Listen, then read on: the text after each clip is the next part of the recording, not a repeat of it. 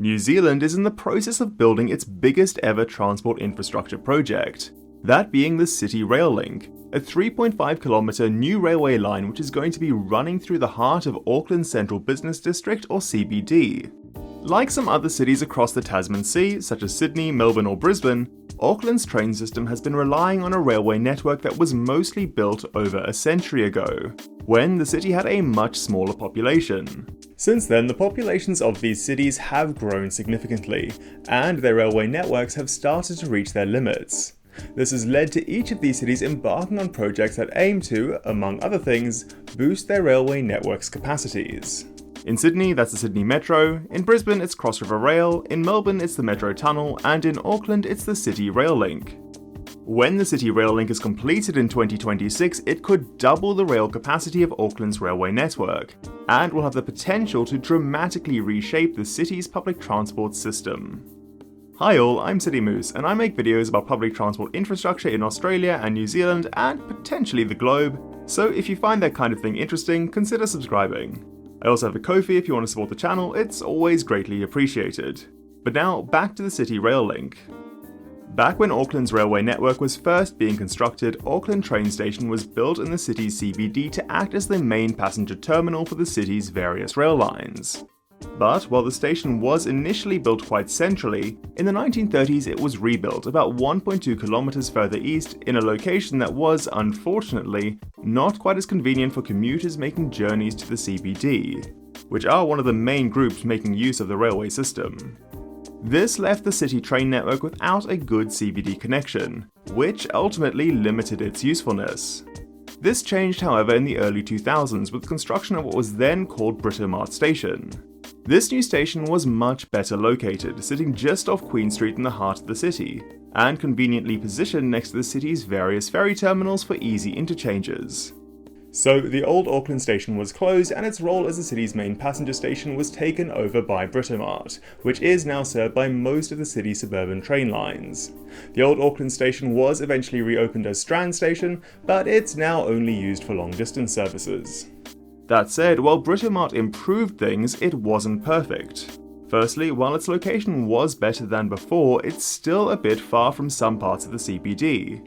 And secondly, the station is connected to the rest of the city's rail network with just a single pair of tracks, which significantly limits how many trains can run through the Auckland CBD each hour. This is where the City Rail Link comes in. In addition to improving access to the southern parts of the Auckland CBD, the line will see the city's CBD rail capacity more than doubled, from around 20 trains per hour today to 48 trains per hour when the project is complete. This is going to be achieved by adding a new underground rail connection from the existing station at Britomart, which is being renamed to Waitemata, down through the CBD to another existing station at Mount Eden, which is being renamed to Mungafo. I'm going to apologise now for all the names I'm going to mispronounce in this video. I'll try my best, but I'm sure I'll still mess up a few. But both these existing stations are set to be upgraded as part of the project, and in between them, 2 new stations are also being built. The first at Tiwai Horo 2 and the second at Karanga Ahape, which should help with improving access to these other parts of Auckland's inner city. As a side note, the new and upgraded stations are also being built with the ability to take 9-car trains, up from 6 cars today, which should also help boost capacity. Now, you may have noticed that with this new line, Auckland's rail network now forms a sort of loop through its CBD, and it's this loop that's going to provide the biggest boost to the network's capacity, because even though it too is only 2 tracks wide, it will allow trains to pass through Waitemata Station rather than terminating in it. This is going to mean some big changes to the way Auckland's train network operates, where currently the network's lines all run from the suburbs into the city to either terminate at Waitemata, or in the case of the Onehunga line, at Newmarket, the lines will now be able to run through the City Rail Link and onto the other side.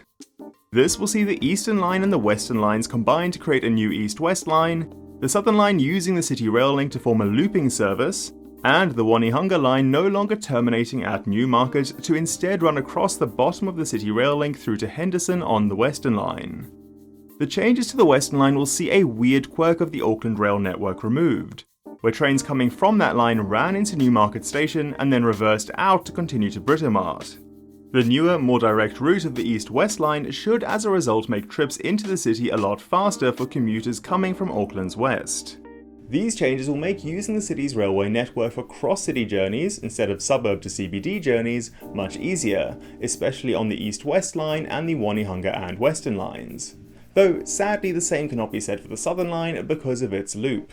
While looping layouts like these were once quite common, having been built in cities like Sydney, Melbourne and even further afield in places like Chicago, these days the layout is less popular because it's basically just useful for 9 to 5 CBD commuters.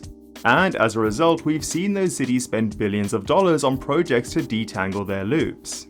That said, Auckland's loop was fairly unavoidable, as Auckland's existing rail network almost all approaches the city from the east. And after the east-west line and the Onehunga and Western lines, there's really not much else the southern line could have been connected to form another cross-city link. In the future, this could change, however, with the potential for the southern line to be connected with potential extensions, such as the much talked about North Shore rail connection, although there are no plans in place to build that. And with the current New Zealand government having cancelled the city's light rail project, I'm not sure we'll see it happen anytime soon. The project will also see all of Auckland's train lines sharing at least some portion of their tracks in the City Rail Link with at least one other line, which could impact reliability, as an issue or delay on one line could now potentially affect all of them. Although that's not much different to today, where all of the lines share tracks into Waitemata or Britomart. Overall, when this new line opens, Auckland's rail network will start looking quite different. In addition to the new and upgraded stations, the network will have far more capacity, slightly more coverage, and much better cross-city connections. But in my view, it's important this extra capacity is put to good use. While it will be most needed during the busy peak periods, I want to see it be used to boost off-peak frequencies as well. There are many stations in Auckland suburbs that only get trains every 20 to 30 minutes, and I'd like to see this improved to more turn-up-and-go style frequencies. Speaking of making use of that capacity, I'd also like to see new lines, like ones to the North Shore or the airport fast-tracked, and potentially connected to the southern line to remove the looping pattern and allow all suburban lines to make cross-city journeys. That said, it is still good to see this much-needed investment in Auckland's railway network. Let's just hope it sets the momentum for even more public transport improvements in the future. Well, as always, I hope you enjoyed the video. If you did, consider giving it a like and subscribing to the channel. And if you want to share any thoughts you have on this project, drop them in a comment below. I'm City Moose, and thanks for watching.